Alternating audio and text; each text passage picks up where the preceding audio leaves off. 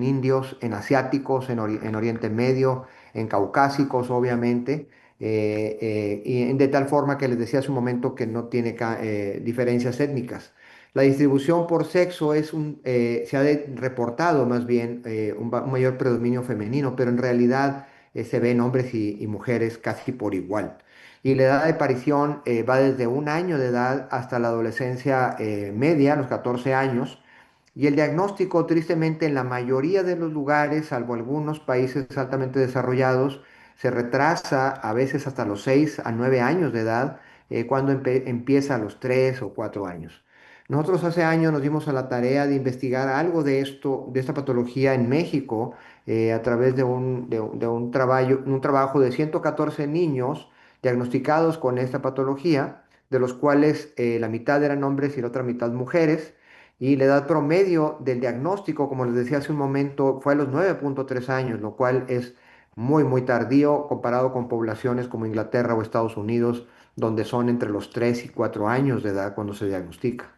La mayoría se presenta en una forma bilateral, aunque puede ser asimétrica en forma relevante, con más de un 60% siendo generando cierta simetría. Y las blefaritis anteriores, como les decía, es las más vistas en diferentes poblaciones, en la India, en Estados Unidos, en Inglaterra, con Biswallingham y también en otros países. De esta forma es como vemos esta patología. Existe una tendencia en algún subgrupo de pacientes de tener una enfermedad asimétrica.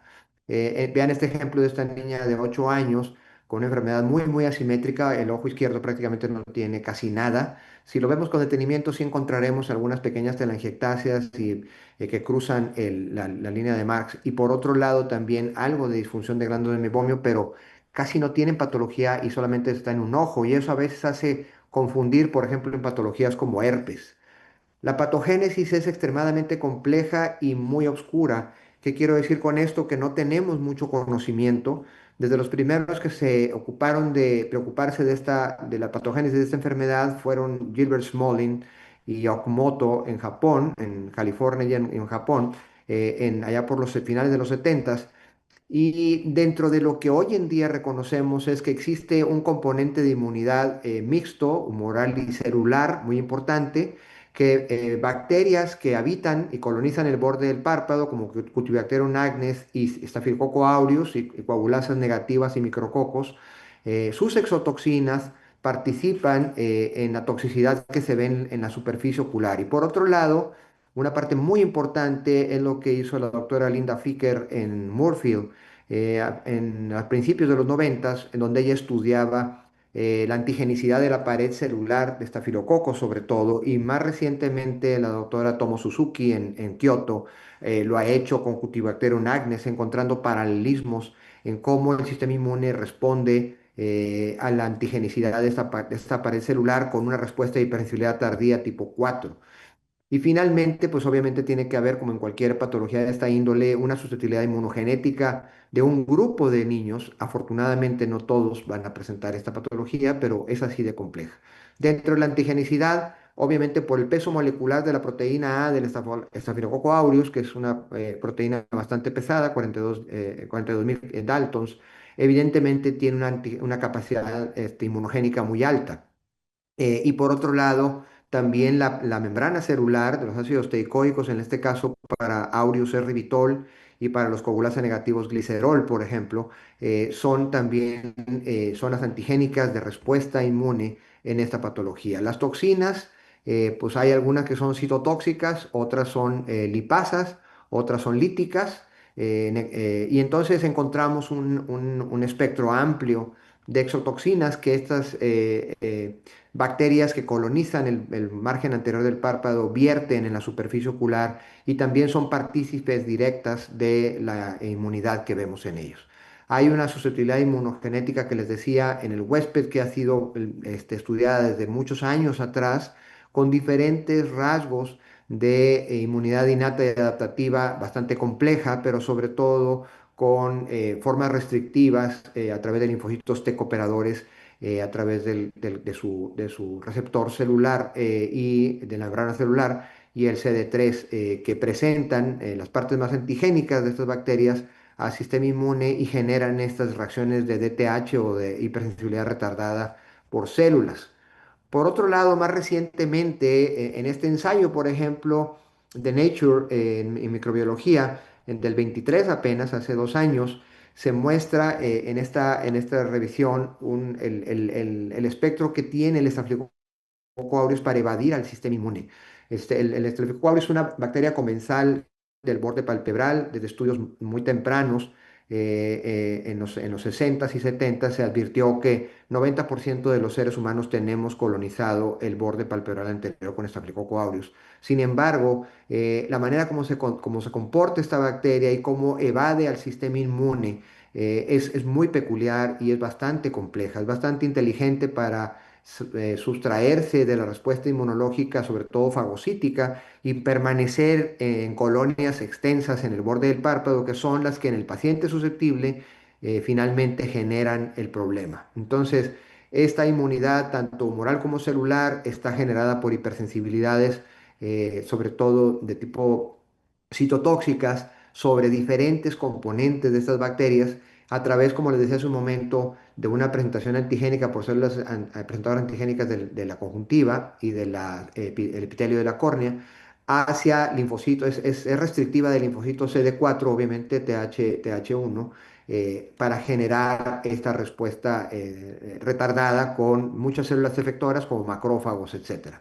Recientemente, en una revisión que hicimos en Survey, hicimos este esquema donde podemos dar en cuenta los factores más importantes de la patogénesis, que la pueden revisar. Aquí en la parte de abajo está la referencia, y si algunos de ustedes no la pueden allegar, pues de alguna forma a través del doctor Gustavo me dicen y yo les puedo hacer llegar esto. Alejandro, discúlpame, ya Sí. la tienen, ¿eh? Ya se las conseguí, la tienen disponible. Ay, Así que perfecto. estamos. Perfecto, muchas Gracias. gracias. Bueno, las manifestaciones clínicas de la enfermedad pues son muy variadas, les decía, y son muy no específicas. Y al no ser específicas, obviamente nos van a meter en problemas para el diagnóstico. Esa es una de las razones por las que hay tanta confusión y tanto malentendimiento, tanto de la presencia de la patología como del curso clínico. Es lo que hace que muchos oftalmólogos nos perdamos en el camino y entonces perdamos la brújula y entonces no sepamos qué es lo que es realmente lo que estamos viendo. Si ustedes ven estos síntomas que están en la tabla de la izquierda, pues no difieren de casi ninguna de las patologías de superficie ocular que vemos en la población infantil y adolescente. Simplemente es un conjunto de síntomas comunes y corrientes que se ve para alergias, que se ve para herpes, que se ve para infecciones agudas bacterianas, etcétera, etcétera. Y acá al lado derecho, lo que sí es un poco distinto es que el niño no estamos acostumbrados a ver muchas patologías relacionadas con el párpado, salvo chalacia recurrente y algunas ordeolos, o lesiones afines, pero evidentemente también vemos un espectro bastante variado de signos y síntomas. Sobre todo en la parte palpebral es muy importante resaltar que aquellos niños que empiezan muy temprano con chalacias recurrentes, en los primeros 2, 3 años de vida, es muy importante parar las antenas, como decimos aquí en México, abrir los ojos grandes y empezar a sospechar en esta patología. No es raro que esta sea la causa del problema. Entonces, en signos palpebrales tenemos chalacia recurrente temprana, como esta nena que estamos viendo en la parte superior, que tiene chalacias externas en el párpado superior inferior, collarines y otro tipo de secreciones, costras, escamas, algunas veces camisas, inclusive de Demodex, pudieran verse, pero sobre todo collarines es lo más común, la colonización estafilocócica. Generalmente el Cutibacterium, que también es un alto patógeno acá, no da mucha cuenta en el borde palpebral anterior. Y meibomitis, que es algo muy raro en un niño. Vean esta fotografía de este niño con el párpado inferior invertido, como tiene ya una disfunción de glándulas de Meibomian bastante significativa. Pues eso no es habitual en un niño. Eso nos debe despertar la sospecha de esto, a diferencia de alergias, de herpes y de otras variantes. Entonces eso es importante también considerar. En cuanto a los signos conjuntivales, vemos flicténulas como las que se ven en la queratoconjuntivitis flictenular clásica, causada por el estafilococo específicamente, que es una respuesta más bien microbioalérgica. Pero cuando esta se conjunta con lesiones infiltrativas numulares en la periferia de la córnea, como se ve en la fotografía de en medio. Esas númulas no son flicténulas. Hay una especie de confusión aquí sobre la terminología, pero esas lesiones, esos infiltrados de estroma medio blanquecinos en forma de monedas que tienen vascularización notoria y que se apilan alrededor del limbo, son muy típicas. Hasta úlceras marginales, las famosas úlceras catarrales de los tiempos de los 70s y 80s, que se les llamaba así, y hoy en día pues las consideramos como parte del espectro de la queratitis ulcerativa periférica, también son características en muchos de estos pacientes. A nivel corneal, que es cuando ya la enfermedad avanza, tenemos desde una queratitis punteada superficial, que puede ser bastante intensa, como la que vemos en la fotografía superior, hasta ya lesiones vascularizadas con avances de opacificación del estroma medio y anterior y alteración de la superficie ocular severa. Y algunas de estas infiltrados pueden llegar al eje visual y tener vascularización franca. Y esto es cuando realmente ya tenemos la amenaza de la pérdida visual ya en un momento dado irreversible, cuando permitimos que esto se dé. Y esto se da básicamente por no sospecharla a tiempo y por no detectarla a tiempo. Aquí vemos ya lesiones típicas de PBKC, en la parte izquierda, infiltrados numulares pequeños en la parte inferior. En el centro vemos ya lesiones más centrales que afectan el eje visual significativamente, y a la derecha un caso con un adelgazamiento estromal importante que requirió un trasplante tectónico. En ese momento esta paciente no tenía recursos y no teníamos tejido y pusimos esclera. Obviamente que aquí ya pasó un tiempo de que se hizo ese procedimiento, pero logramos detenerlo. Y las lesiones más graves que se ven en etapas tardías, pues vean el nivel de vascularización de la córnea. Estas córneas ya ni para trasplantes son buenas porque son pacientes de alto riesgo, ya perdieron el fenómeno de inmunodepresión asociada a la cámara anterior, el ACADE, ya tenemos una inmunogenicidad importante, una violación de la vascularidad y del privilegio inmunológico de la córnea. Entonces, se consideran trasplantes de córnea de alto riesgo. ¿Qué significa esto? Que tiene un 60 posibilidades de vida en las mejores condiciones, con inmunosupresión y esteroides tópicos por periodos muy prolongados o eternos, y un 40% de fallas secundarias o inmunológicas también. Y hacia la derecha vemos ya una cicatrización muy, muy importante. Entonces, es algo que tenemos que tomar en cuenta. ¿Me escuchan? Ya me fui. Sí, Perfecto, sí, Alejandro, perfecto. estamos escuchando perfecto. No, ok, me perdí yo So- acá. Solo que la presentación, ahí está, Ahí está. Ahí ahí estamos, Perfecto. sí. está. Muy bien. Entonces, aquí vemos que a final de cuentas, el daño corneal, por ejemplo, en esta población que les mencionaba mexicana, encontramos entonces en estos 100, aproximadamente 100, 114 niños, el 39%, 40% ya tenían una afectación corneal. Eso es muy relevante. Es un daño muy, muy severo y es lo que no queremos ver. Les decía, el retraso diagnóstico a los 9,3 años, la media, y también el inicio a los 6,2 años, detectado por lo que nos decían los padres de estos niños que ya tenían 3 años, cuando menos, con esto, a cuando llegaron con nosotros. Entonces, un retraso diagnóstico muy, muy importante que no se ve en otras poblaciones, pero que en otras también se ve. La duración, pues obviamente de 3,7 años sin tratamiento específico, pues es detrimente para el paciente, les va muy mal por esto. Entonces, los signos y síntomas que diferencian un poco en forma notoria esta patología más severa, cuando afecta a la córnea, estoy hablando, sensación de cuerpo extraño, dolor ocular, una DGM franca, aunque sea en un solo ojo, y una reacción folicular también notoria. Y desde el punto de vista sintomático, ojo rojo, fotofobia, escamas y ordiolos son básicamente aquellos datos que nos llevan a pensar que estos pacientes pueden tener afectaciones corneales severas. Entonces, en esta prevalencia de 39%, 40% de pacientes, prácticamente la queratitis punteada superficial, los leucomas, la vascularización, que les decía, superficial y media, y los infiltrados estromales son característicos. Y los factores de riesgo para tener esa manifestación corneal Pues obviamente en primera instancia es un diagnóstico erróneo primero y un tratamiento inespecífico o no dirigido. Y tenemos obviamente a las mujeres, en el caso particular de la población mexicana, con una edad de inicio ya muy tarde, a los 9 años en delante. Hay unos estudios que hablan de adolescentes con una enfermedad muy severa, pero en realidad hablan de eso porque ya lo están encontrando, lo están encontrando hasta la adolescencia, cuando seguramente empezaron más temprano.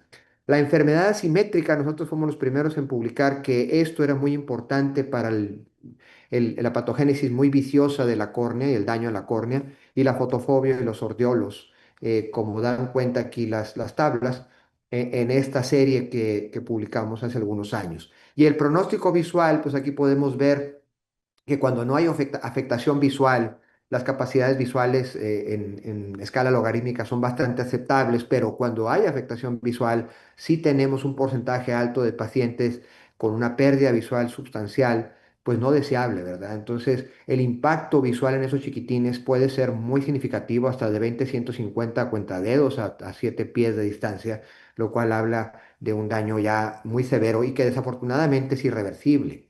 En un análisis comparativo con otras poblaciones, encontramos evidentemente mayor edad al diagnóstico, tendencia a presentar problemas corneales y la asimetría que les mencionaba. Fueron los dos factores en el estudio proporcional de riesgos de Cox que encontramos como los importantes. Y comparativamente con otras poblaciones de Estados Unidos, de la India, de Inglaterra, etcétera, otros países asiáticos, pues vemos que a final de cuentas en la edad diagnóstica, vean cómo hay poblaciones como la que estamos viendo acá en Singapur y Hong Kong a los 10 y 11 años, ya muy tarde. Las más tempranas en Australia y también en los Estados Unidos principalmente. Y vemos que a final de cuentas todos tienen algunos pacientes con afectación corneal importante.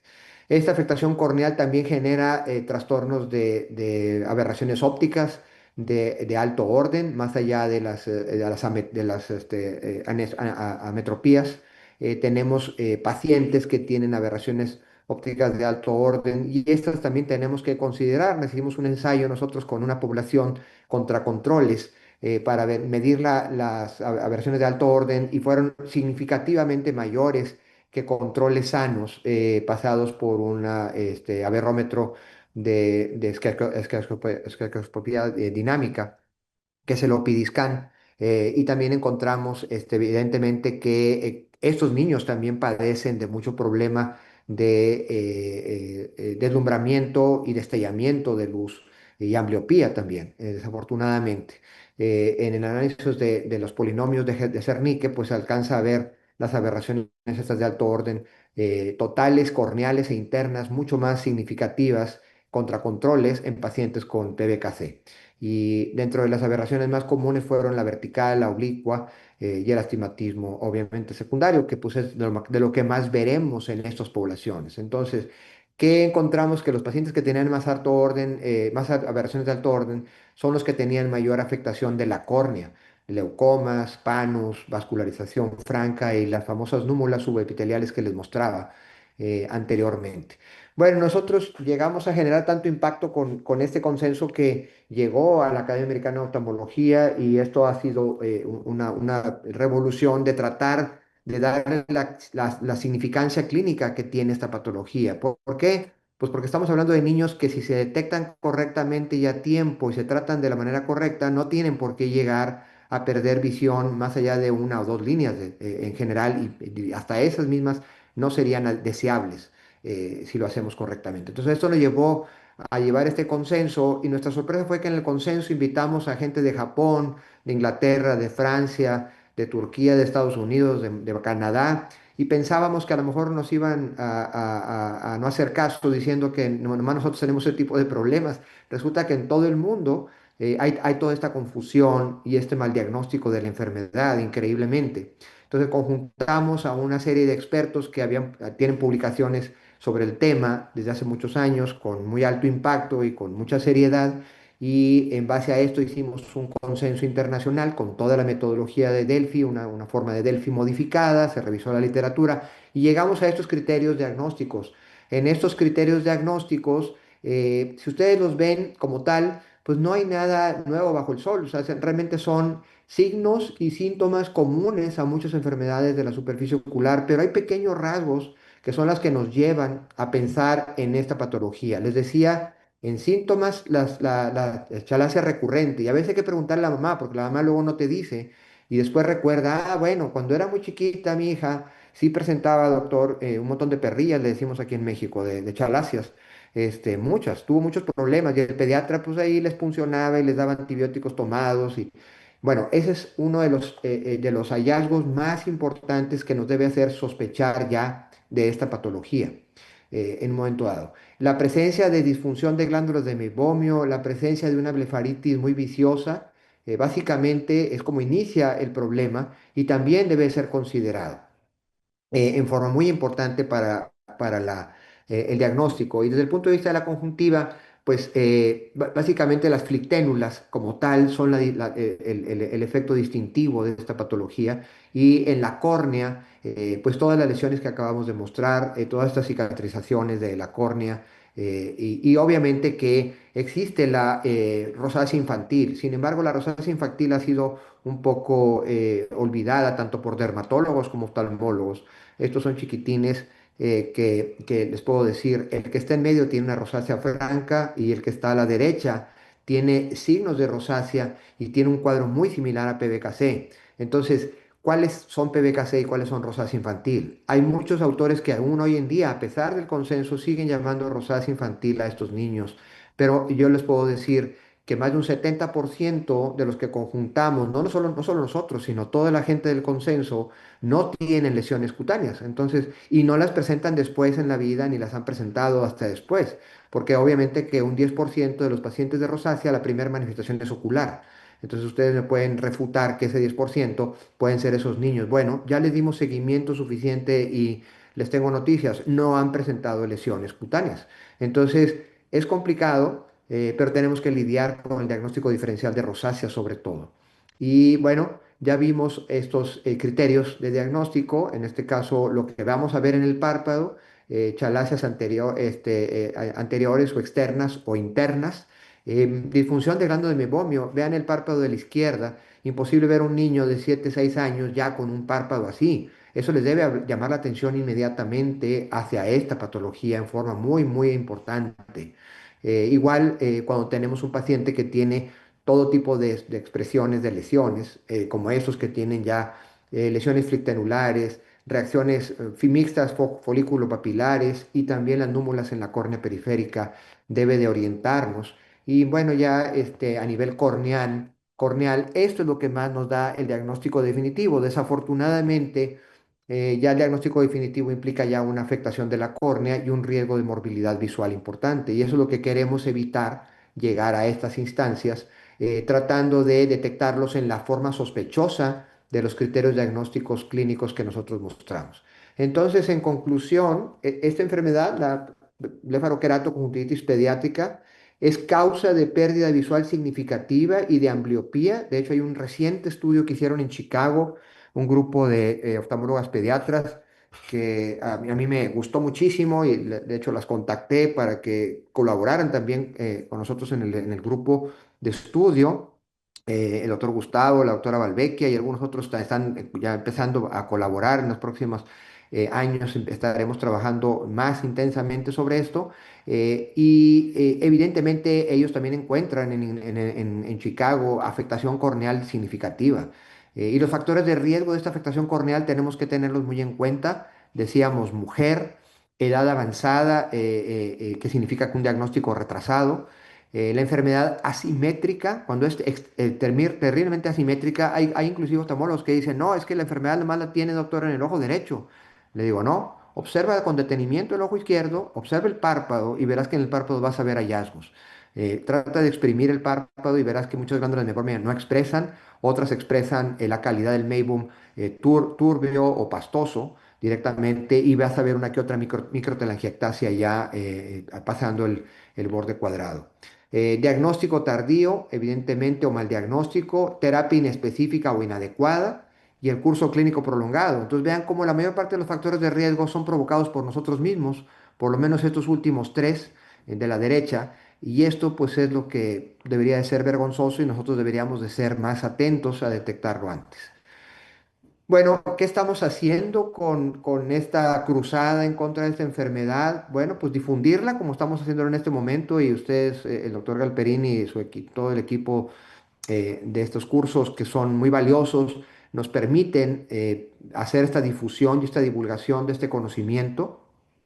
También mostrarles que unifiquemos los términos y que no vayamos en contra, no porque nosotros lo digamos así, obviamente un consenso no tiene un nivel de evidencia significativo, eso está clarísimo, eso no está en tela de juicio, sino más bien nos permite unificar criterios y nos permite también reducir confusión diagnóstica. El siguiente paso es validar los criterios. Ya estamos en ese paso, ya tenemos un grupo como de 8 o 9 especialistas en todo el mundo haciendo en nichos clínicos y validando los criterios diagnósticos con poblaciones de sus pacientes propios, de clínicas de ellos. Y también estamos al mismo tiempo formulando guías terapéuticas, recomendaciones y patrones preferenciales de tratamiento a través de un consenso internacional al cual los estamos convocando a todos los que quieran, me pueden contactar. Tenemos ya cerca de 170 respuestas de estas encuestas y claro que va a ser muy valioso porque nos va a permitir también consensar y unificar las recomendaciones de tratamiento y obviamente que lo que más se necesita hoy en día para esta patología es investigación básica y translacional. No tenemos un conocimiento pleno de la patogénesis y como en cualquier enfermedad en que la patogénesis no se conoce correctamente o completamente, evidentemente que eso va a generar huecos terribles en el diagnóstico y sobre todo en el tratamiento, sobre todo en cómo abordar el tratamiento. Entonces nos estamos enfocando en patogénesis, en prevenir y en tratar de la mejor forma posible a estas patologías a través del grupo de estudio. Es un grupo abierto, no es un grupo cerrado, es inclusivo. Cualquiera que se sienta que tenga la experiencia o que ha visto muchos casos y que los ha tratado pudiera participar de alguna forma u otra, evidentemente. Entonces los invitamos a eso. Y bueno, pues agradecer a un montón de colaboradores a través de los años que hemos estado trabajando en este consenso. Y pues no me queda más que pues, ver qué preguntas o comentarios tienen sobre el tema, experiencias también me encantaría escuchar y agradecerles por escucharme esta tarde. Muchas gracias por su atención. Alejandro, muchas gracias, muy clara tu conferencia.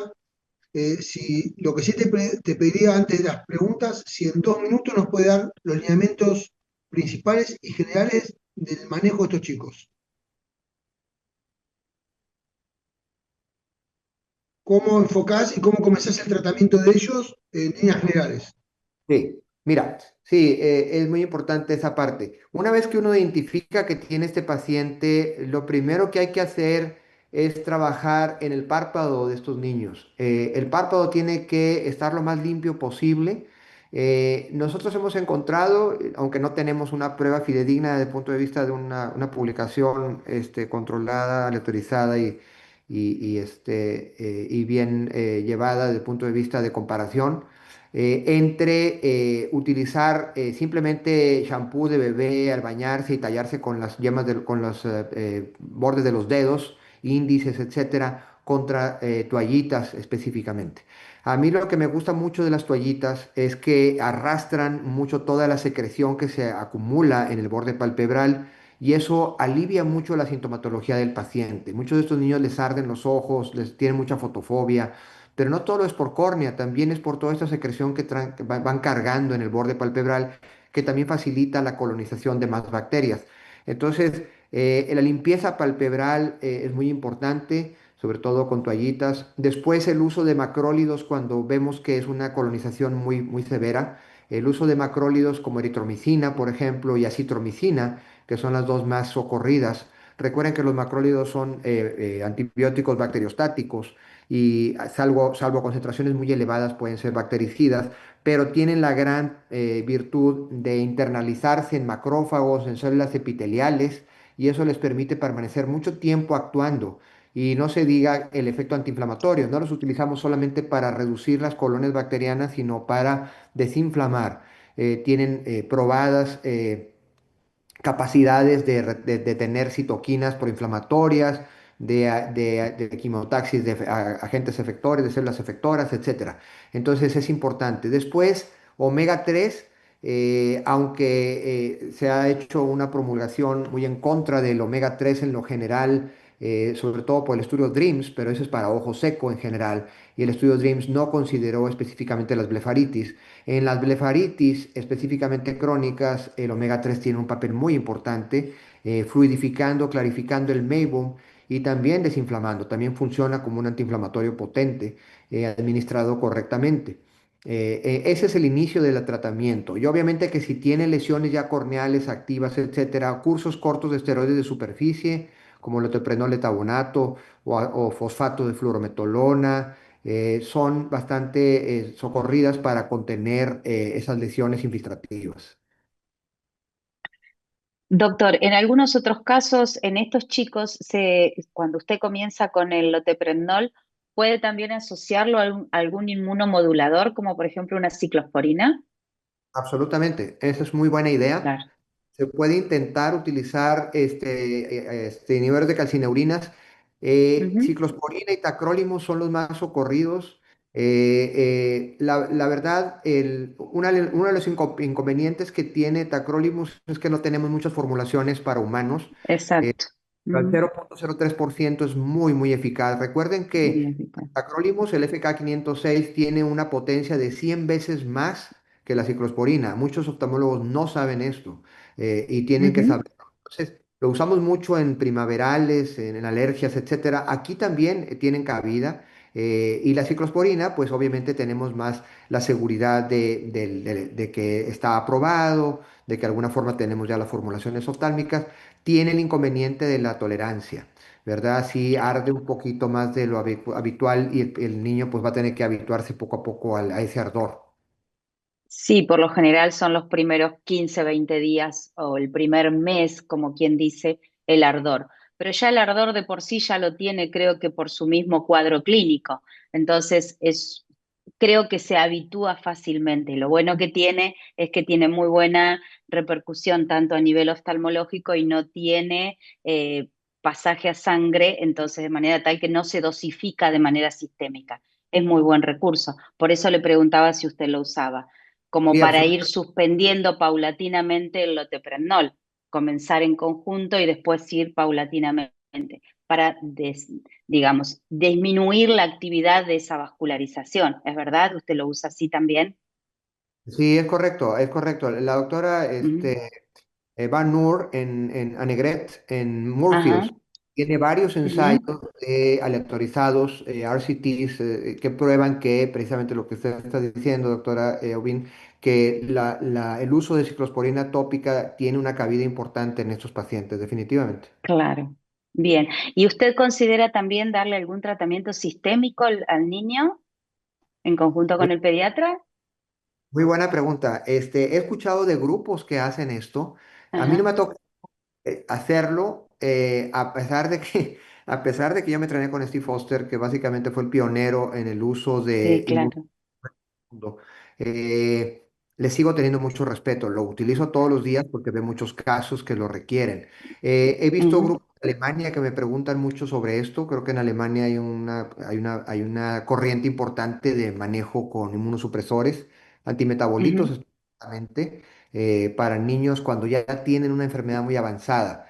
Lo que Pero puedo cuando ya decir el caso es muy grave o muy severo, por decirlo así. es Claro. correcto, es correcto. Es Ajá. decir, yo, Correcto. yo, yo estoy apostando un poquito más, doctora, a que seamos más sensibles, a que Es, leamos los documentos y a que lleguemos antes de tener que inmunosuprimir a un niño. O sea, exacto. El diagnóstico temprano, como quien dice. es correcto. Alejandro, Correcto. Y cuando utiliza, perdón, Gustavo, cuando utiliza la citromicina tópica y la eritromicina, ¿lo hace en pulsos cortos o en cuánto tiempo lo utiliza? Sí, muy buena pregunta. Bueno, no, lo uso a largo plazo. O sea, por ejemplo, en el A caso de la largo plazo. sí. En el caso de la citromicina que nosotros tenemos acá no es gengel, es Ajá, una suspensión oleosa, es de sí. laboratorio STEA, Ajá, y lo que hacemos es, en lugar de instilarlo como gota, que así es como viene, en viales unidosis, lo ponemos untado en el borde palpebral. en el borde palpebral. Así es, Bien. y se penetra, como le hemos dicho, porque es un Sí, macrólido. sí, Y, claro. y empezamos los primeros 3 días 2 veces al día y después del tercer día una vez al día por hasta 4, 6, 8 semanas, cuando menos. ¿Estamos Ah, bien. hablando de la citromicina o de la eritromicina? Que no se entendió bien. Acitro. Esa es la citromicina, pero la eritromicina en ungüento, pues todavía es más fácil, obviamente. Es más fácil de aplicar como ungüento en el margen Claro.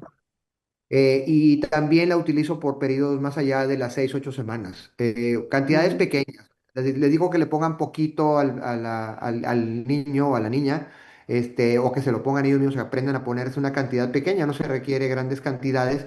Recuerden, o claro. sea, esto es acumulativo, entonces también lo damos sistémico. La eritromicina sistémica, Ah, aunque por algunos eso le preguntaba si podía usarse también sistémico, pero en cuanto a los antibióticos. Eh, sí, absolutamente correcto. sí.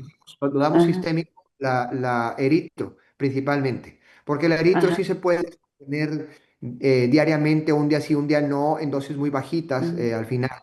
ujú, Eh, Mucha gente como que critica esto porque lo primero que piensan es, bueno, ¿cómo está dando? Es una barbaridad dar un antibiótico haciendo una reducción paulatina. Eso va a generar ujú. resistencia. No, no estamos haciéndolo, no estamos utilizándolo No, como antibiótico, lo estamos usando como un antiinflamatorio, ¿verdad? Entonces, exacto.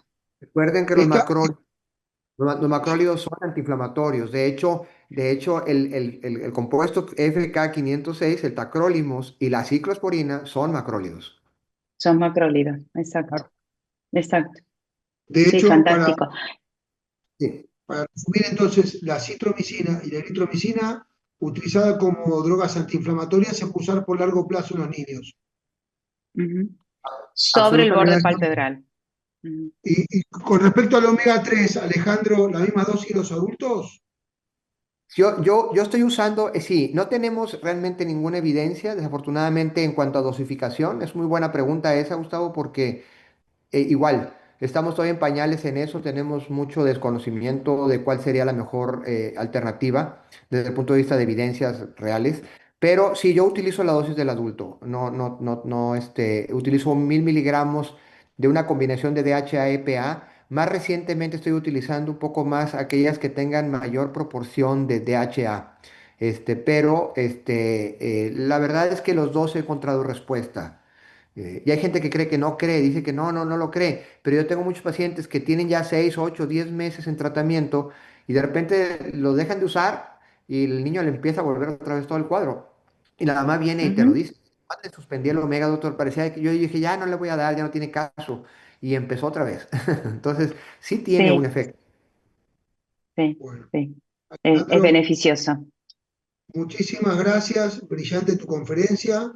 A todos nos quedó claro que es una patología que está subdiagnosticada, subtratada y que si no la tomamos a tiempo deja secuelas invalidantes como leucomas, vascularización, irregularidad corneal y por supuesto disminución de la visión y ambliopía. Así que tu cruzada en contra de la blefaroqueratoconjuntivitis es bienvenida para todos nosotros. Muy agradecidos porque no hay nadie que hable tan claro este tema como vos. Y les queremos agregar a los colegas que los dos papers más importantes que el doctor mencionó, los últimos, están en la plataforma. Así que Alejandro, no sé si querés cerrar con algún otro concepto. Nosotros más que Pues agradecer tenemos. gracias, Gustavo, y gracias a ustedes por escucharme y por darme esta oportunidad. Para mí es un honor, primero, y un privilegio estar con ustedes. La verdad, siempre que puedo, con mucho cariño y mucho gusto, les apoyo en esto, porque creo que su labor es invaluable. O sea, como todos nosotros que somos docentes, pues no dejamos de valorar el dar conocimiento para que más población reciba el tratamiento más adecuado posible. Entonces, por favor, nomás yo diría que fuéramos muy sensibles. Cada vez que veamos un niño y empezamos a dudar Si piensan en herpes, si empiezan en alergia, si piensan que trae una simple infección bacteriana aguda, siempre tengan en mente esta enfermedad y vean cómo se comporta el chiquitín o la chiquitina y de ahí partir a sospecharla. Es Bueno, excelente. Muchísimas gracias. Ha sido más que didáctico lo que nos ha estado explicando hoy. Y además, bueno, y estamos discúlpame, en un horario donde el doctor debe estar atendiendo seguramente. además, el doctor tiene plus que fue el que realizó el prólogo del libro de superficie ocular en el que participamos todos. Así Sí, que otro agradecimiento sí, más. sí. Que termine muy bien tu tarde. Saludos a todos los colegas y bueno, un abrazo desde Argentina. Estamos en contacto, Alejandro, como siempre. Igual, muchas Muchas gracias. gracias.